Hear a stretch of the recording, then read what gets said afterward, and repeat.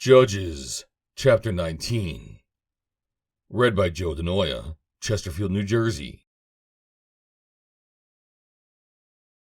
And it came to pass in those days, when there was no king in Israel, that there was a certain Levite sojourning on the side of Mount Ephraim, who took to him a concubine out of Bethlehemjudah. And his concubine played the whore against him, and went away from him unto her father's house to Bethlehemjudah, and was there 4 whole months. And her husband arose and went after her, to speak friendly unto her, and to bring her again, having his servant with him, and a couple of asses. And she brought him into her father's house, and when the father of the damsel saw him, he rejoiced to meet him. And his father-in-law, the damsel's father, retained him, and he abode with him 3 days. So they did eat and drink and lodged there. And it came to pass on the 4th day, when they rose early in the morning, that he rose up to depart. And the damsel's father said unto his son-in-law, Comfort thine heart with a morsel of bread, and afterward go your way. And they sat down, and did eat and drink, both of them together. For the damsel's father had said unto the man, Be content, I pray thee, and tarry all night, and let thine heart be merry. And when the man rose up to depart, his father-in-law urged him.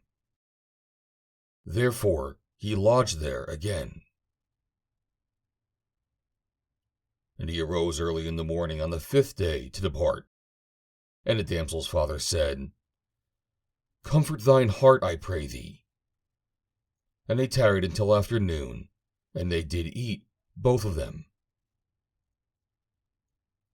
And when the man rose up to depart, he and his concubine, and his servant, his father-in-law, the damsel's father, said unto him,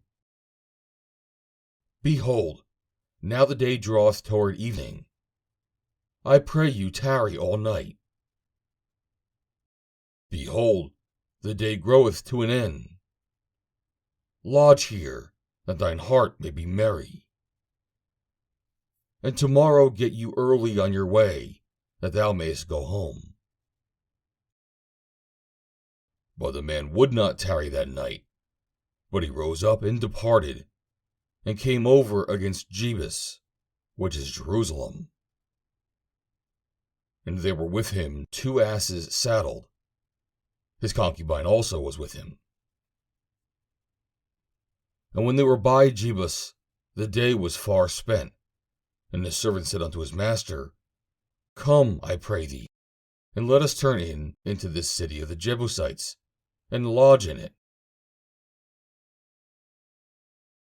And his master said unto him, We will not turn aside hither into the city of a stranger that is not of the children of Israel. We will pass over to Gibeah. And he said unto his servant, Come, and let us draw near to one of those places to lodge all night, in Gibeah or in Ramah. And they passed on and went their way, and the sun went down upon them when they were by Gibeah, which belongeth to Benjamin.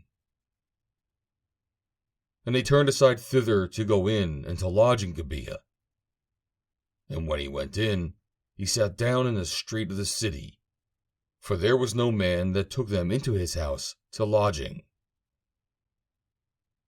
And behold, there came an old man from his work out in the field at even, which was also of Mount Ephraim, and he sojourned in Gibeah.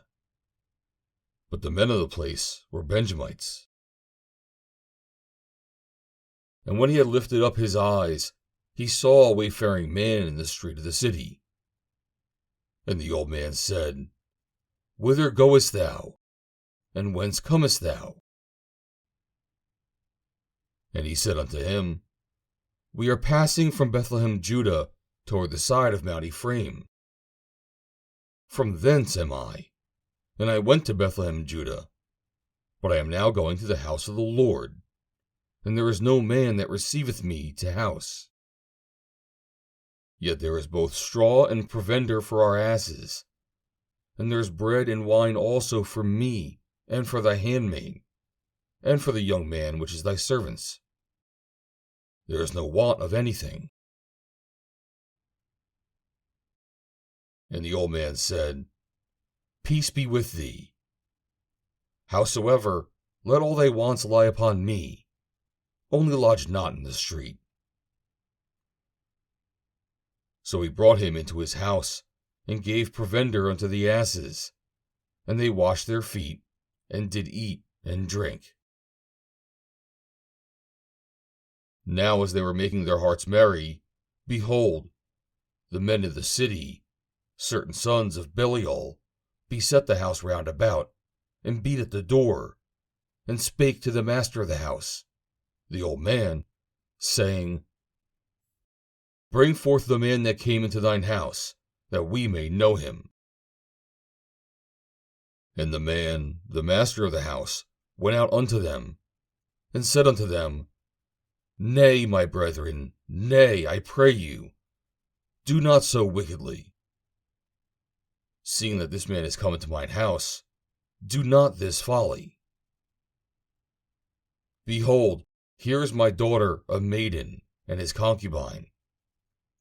Them I will bring out now, and humble ye them, and do with them what seemeth good unto you. But unto this man do not so vile a thing. But the men would not hearken to him. So the men took his concubine, and brought her forth unto them. And they knew her, and abused her all the night until the morning. And when the day began to spring, they let her go. Then came the woman in the dawning of the day, and fell down at the door of the man's house, where her lord was, till it was light. And her lord rose up in the morning, and opened the doors of the house, and went out to go his way. And, behold, the woman his concubine was fallen down at the door of the house, and her hands were upon the threshold. And he said unto her, Up, and let us be going. But none answered. Then the man took her up upon an ass, and the man rose up, and gat him unto his place. And when he had come into his house, he took a knife, and laid hold of his concubine, and divided her, together with her bones, into 12 pieces, and sent her into all the coasts of Israel. And it was so, that all that saw it said, There was no such deed done nor seen from the day that the children of Israel came up into the land of Egypt unto this day. Consider of it, take advice, and speak your minds. End of chapter 19.